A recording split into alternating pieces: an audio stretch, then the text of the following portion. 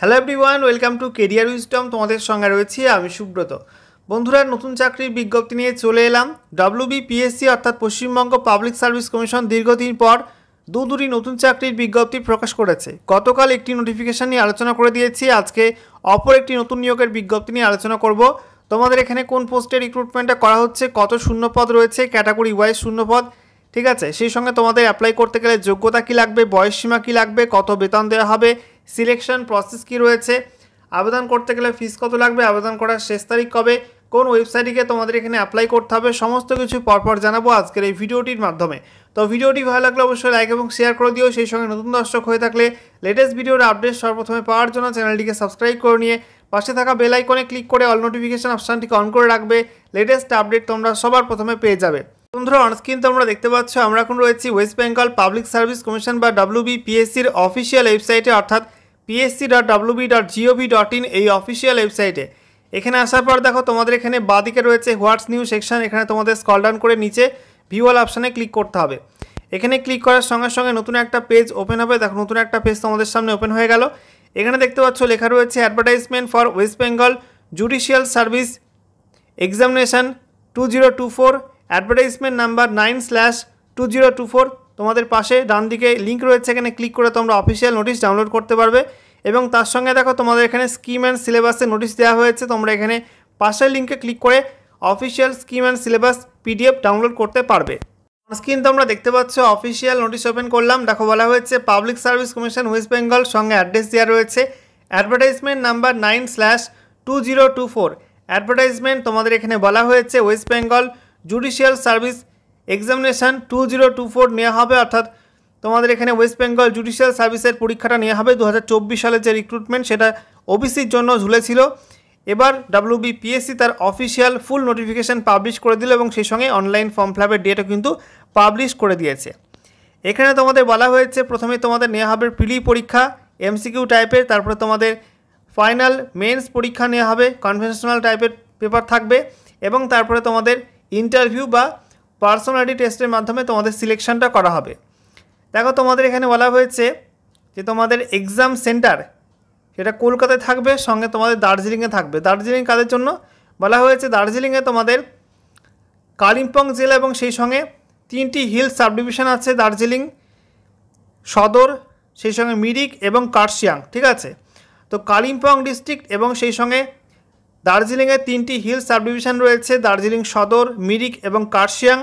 এই সব অঞ্চলের বাসিন্দাদের ক্ষেত্রে তোমাদের এখানে এক্সাম সেন্টার থাকবে দার্জিলিংয়ে।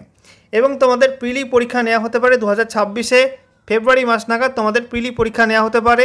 নেক্সট তোমাদের বলা হয়েছে তোমাদের ফাইনাল লিখিত পরীক্ষা নেওয়া হবে কলকাতার সেন্টারে। সেখানে তোমাদের বলা হচ্ছে যে 2026 মে নাগাদ তোমাদের মেন্স পরীক্ষা বা ফাইনাল লিখিত পরীক্ষা নেওয়া হতে পারে কলকাতার সেন্টারে।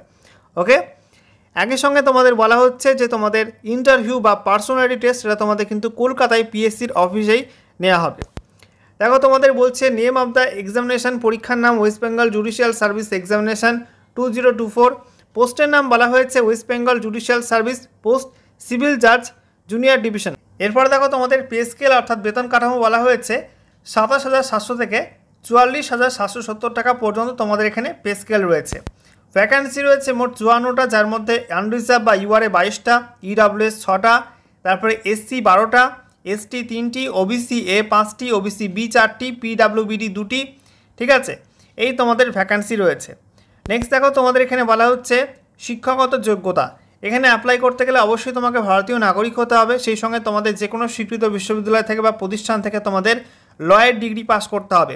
সঙ্গে তোমাদের বার কাউন্সিলে একজন অ্যাডভোকেট হিসাবে এনরোলমেন্ট করা থাকতে হবে, এবং অবশ্যই তোমাকে বাংলা ভাষায় লিখতে পড়তে বলতে জানতে হবে। যাদের মাতৃভাষা নেপালি তাদের ক্ষেত্রে কিন্তু এটা প্রযোজ্য নয়, তাদের বাংলা ভাষা জানা জরুরি নয়, ঠিক আছে।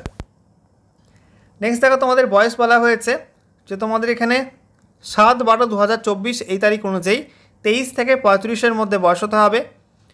একই সঙ্গে বলা হচ্ছে রাজ্যের SC ST প্রার্থীরা এখানে বয়সের ক্ষেত্রে 5 বছরের ছাড় পেয়ে যাবে, OBC NCL প্রার্থীরা 3 বছর বয়সের ছাড় পেয়ে যাবে, এবং PWBD ক্যাটাগরির প্রার্থীরা 45 বছর বয়স পর্যন্ত এখানে অ্যাপ্লাই করতে পারবে।